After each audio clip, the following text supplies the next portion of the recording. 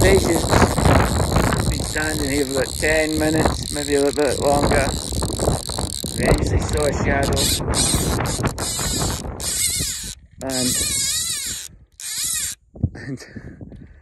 And yeah,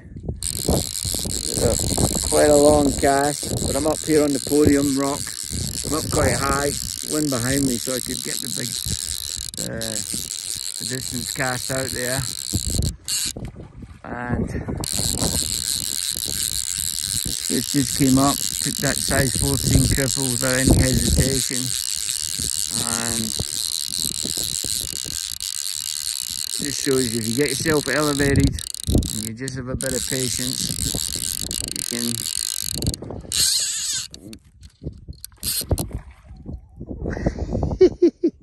you can have a bit of fun. Anyway, you can see they're pretty hard to see in the water. They're all golden.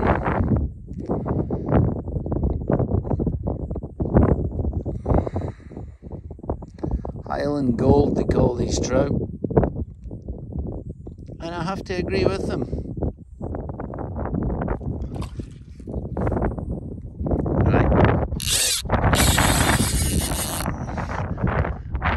Better get him in. There's that trout there. It's a cracker. Beautiful colours on it. Nice big size as well.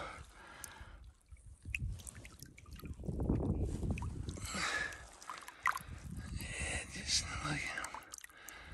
Just holding him there for a minute. Just letting him, he's ready to go. Thank you, Mr. Trout. Just go on there. He's just gonna, here he comes. He's gonna just cruise into the side there again. And he's just having a rest. Beautiful. And on the surface there, you can actually see dead mayfly spinners, etc. So that little cripple mayfly, you know, you basically can't go wrong with it. I would say that, but wouldn't I? Wow, what a day already.